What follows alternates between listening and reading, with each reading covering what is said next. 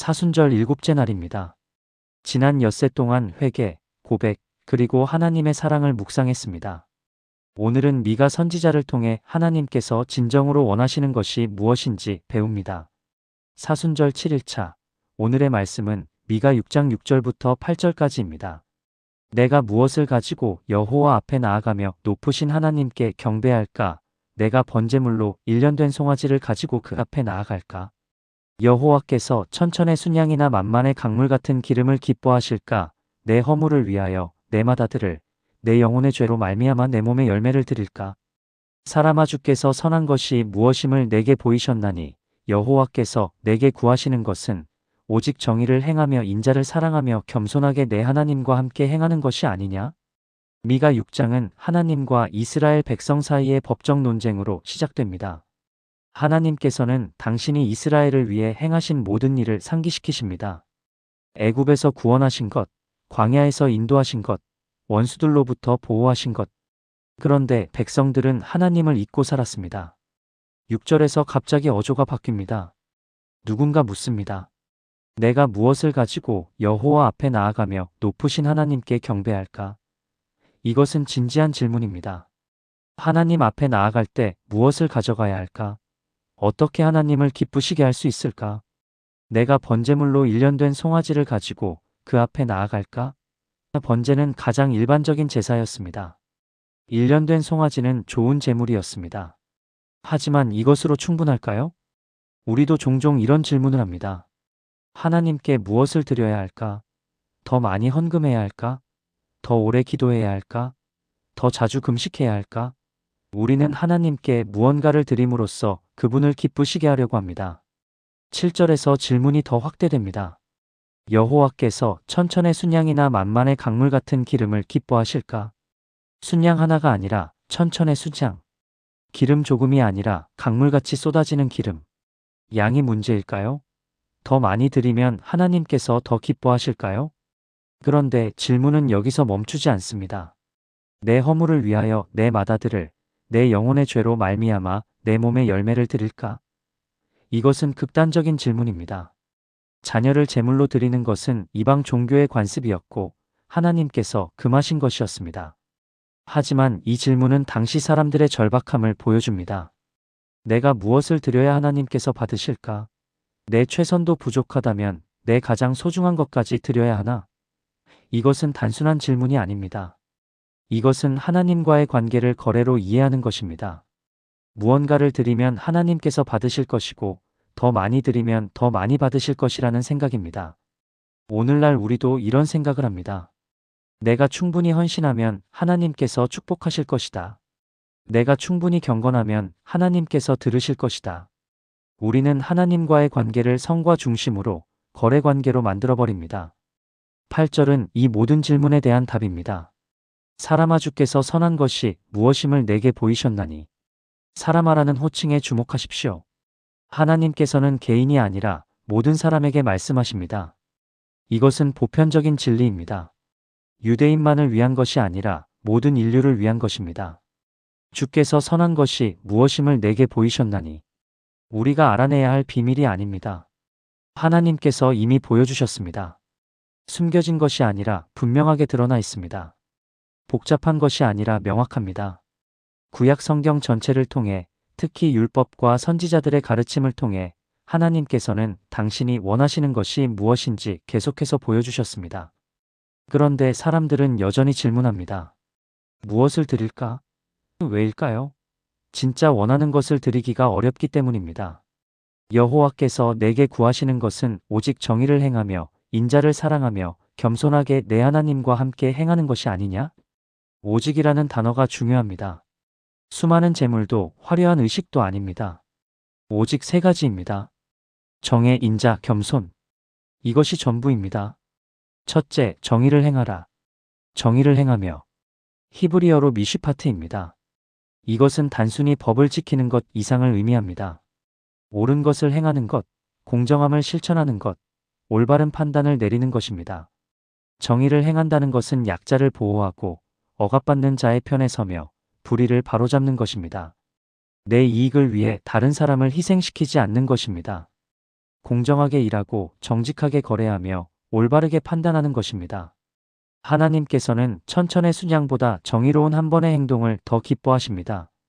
화려한 예배보다 일상에서의 올바른 선택을 더 원하십니다. 우리는 어떻습니까? 주일에 열심히 예배드리지만 월요일부터 불의하게 살고 있지는 않습니까? 교회에서는 경건하지만 직장에서는 부정직하지 않습니까? 하나님 앞에서는 겸손하지만 약자 앞에서는 교만하지 않습니까? 둘째, 인자를 사랑하라. 인자를 사랑하며. 히브리어로 헤세드입니다. 이것은 변함없는 사랑, 신실한 긍휼, 언약적 충성을 의미합니다. 인자를 사랑한다는 것은 단순히 친절하게 행동하는 것 이상입니다. 그것은 마음의 자세입니다. 다른 사람을 진심으로 사랑하고 그들의 필요에 민감하며 그들에게 긍휼을 베푸는 것을 즐거워하는 것입니다. 인자를 행하라가 아니라 인자를 사랑하라고 하신 것에 주목하십시오. 의무감으로 하는 것이 아니라 사랑하는 마음으로 하는 것입니다. 마지못해 베푸는 것이 아니라 기쁨으로 나누는 것입니다. 예수님께서 가장 큰 계명으로 내 이웃을 내 몸과 같이 사랑하라고 하신 것과 같은 맥락입니다. 하나님께서는 우리가 다른 사람을 사랑하는 것을 원하십니다. 진심으로 변함없이 희생적으로 사랑하는 것을 원하십니다. 만만의 강물 같은 기름보다 이웃에 대한 진실한 사랑 한 번이 하나님을 더 기쁘시게 합니다.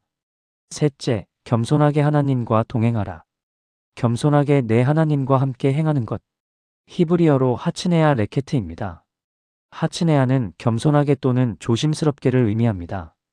하나님과 함께 걷는다는 것은 하나님을 의식하며 사는 것입니다. 모든 순간 하나님의 임재를 인식하며 그분의 뜻을 구하며 그분의 인도를 따르는 것입니다. 겸손하게라는 수식어가 중요합니다.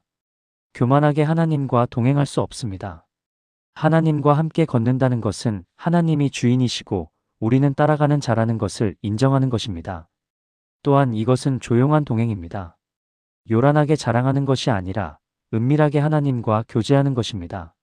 사람들에게 보이기 위한 경건이 아니라 하나님만을 의식하는 진실한 신앙입니다. 에녹이 하나님과 동행했고 노아가 하나님과 동행했습니다. 그것은 매 순간 하나님을 의식하며 하나님의 뜻을 따라 하나님의 임재 가운데 사는 것이었습니다. 이 세 가지는 분리될 수 없습니다. 정의는 사회적 차원, 인자는 관계적 차원, 겸손한 동행은 영적 차원입니다. 이 세 가지가 함께 있을 때 온전한 신앙입니다. 정의 없는 경건은 위선입니다. 하나님과 동행한다고 하면서 불의하게 산다면 그것은 거짓 신앙입니다. 인자 없는 정의는 냉정합니다. 옳은 것을 행하지만 사랑이 없다면 그것은 율법주의입니다. 하나님과의 동행 없는 정의와 인자는 인본주의입니다. 착하게 살지만 하나님을 떠나 있다면 그것은 단순한 도덕주의입니다. 하나님께서 원하시는 것은 이 세 가지가 통합된 삶입니다. 하나님과 겸손하게 동행하며 그 동행 속에서 정의를 실천하고 이웃을 사랑하는 삶입니다. 결국 하나님께서 원하시는 것은 삶으로 드리는 예배입니다. 주일 아침 1시간의 예배가 아니라 일주일 내내 살아가는 방식 자체가 예배가 되는 것입니다. 로마서 12장 1절에서 바울은 너희 몸을 하나님이 기뻐하시는 거룩한 산 제물로 드리라. 이는 너희가 드릴 영적 예배니라고 했습니다.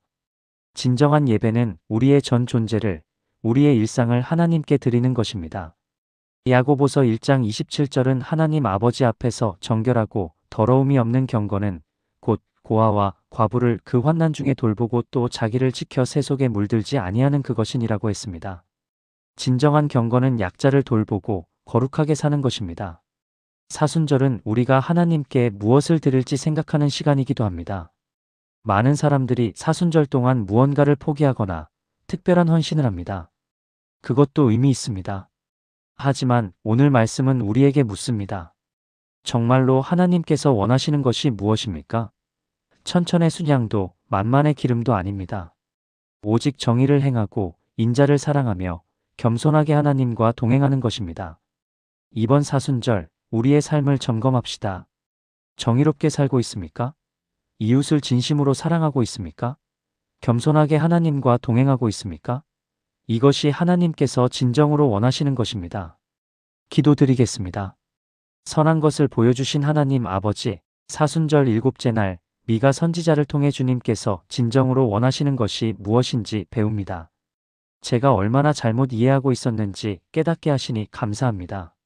하나님, 고백합니다. 저는 주님께 무엇을 드릴까만 생각했습니다. 더 많이 헌금하고 더 오래 기도하고 더 자주 금식하면 주님께서 기뻐하실 것이라고 생각했습니다. 주님과의 관계를 거래로 만들었습니다. 무언가를 드리면 주님께서 받으실 것이고 더 많이 드리면 더 축복하실 것이라고 생각했습니다. 하지만 주님께서 원하시는 것은 그것이 아니었습니다. 천천의 순양도 만만의 기름도 아니었습니다. 주님께서 원하시는 것은 오직 정의를 행하고 인자를 사랑하며 겸손하게 주님과 동행하는 것이었습니다. 하나님, 용서해 주십시오. 주일에는 열심히 예배드렸지만 일상에서는 정의롭지 못하게 살았습니다. 교회에서는 경건했지만 직장에서는 불의했습니다. 하나님 앞에서는 겸손했지만 약자 앞에서는 교만했습니다. 형식은 갖췄지만 실제가 없었습니다. 주님, 정의를 행하는 사람이 되게 하옵소서. 옳은 것을 선택하고 공정하게 판단하며 올바르게 행동하게 하옵소서. 내 이익을 위해 다른 사람을 희생시키지 않게 하시고 약자를 보호하며 억압받는 자의 편에 서게 하옵소서. 제 일상의 모든 영역에서 정의롭게 살게 하옵소서.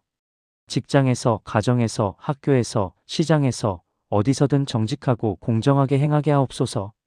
작은 일에서부터 큰 일까지 모든 것에서 옳은 것을 선택하는 용기를 주옵소서.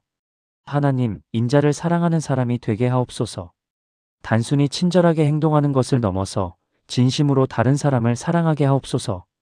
그들의 필요에 민감하게 하시고 그들에게 긍휼을 베푸는 것을 즐거워하게 하옵소서. 의무감으로가 아니라 사랑하는 마음으로, 마지못해가 아니라 기쁨으로 나누게 하옵소서.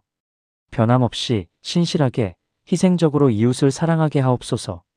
특별히 제 가까운 곳에 있는 사람들을 사랑하게 하옵소서. 가족, 친구, 동료, 이웃, 그들을 주님께서 제게 맡기신 사람들로 여기고 그들을 섬기며 사랑하게 하옵소서. 하나님, 겸손하게 주님과 동행하는 사람이 되게 하옵소서. 매 순간 주님의 임재를 인식하며 주님의 뜻을 구하며 주님의 인도를 따르게 하옵소서. 교만하지 않게 하옵소서. 주님이 주인이시고 저는 따라가는 자임을 항상 기억하게 하옵소서. 제가 주도하려 하지 않고 주님께서 인도하시도록 내어드리게 하옵소서. 조용히 주님과 동행하게 하옵소서. 사람들에게 보이기 위해 요란하게 경건을 과시하지 않고 은밀한 중에 주님과 교제하게 하옵소서. 주님만을 의식하며 주님만을 기쁘시게 하는 삶을 살게 하옵소서. 하나님, 이 세 가지가 제 삶에서 통합되게 하옵소서. 주님과 동행하며 그 동행 속에서 정의를 실천하고 이웃을 사랑하게 하옵소서. 영적인 차원과 사회적인 차원, 관계적인 차원이 모두 조화를 이루게 하옵소서. 제 삶 전체가 예배가 되게 하옵소서. 주일 아침 1시간만이 아니라 일주일 내내 살아가는 방식 자체가 주님께 드리는 예배가 되게 하옵소서. 제 몸을 산 제물로 드리는 영적 예배를 드리게 하옵소서. 이 사순절 기간 동안 제가 주님께 무엇을 드릴지만 생각하지 않고 어떻게 살아야 할지를 고민하게 하옵소서. 형식적인 헌신이 아니라 실제적인 변화를 경험하게 하옵소서. 십자가를 향해 걸어가시는 예수님을 바라봅니다. 주님께서 보여주신 삶이 바로 정의와 인자와 겸손의 완벽한 모델이었음을 깨닫습니다. 주님을 따라 주님처럼 살기를 원합니다. 오늘부터 새롭게 시작하게 하옵소서. 정의를 행하고 인자를 사랑하며 겸손하게 주님과 동행하는 삶을. 이것이 주님께서 진정으로 원하시는 것임을 기억하며 이렇게 살아가기를 결단합니다. 주 예수 그리스도의 이름으로 기도드립니다. 아멘.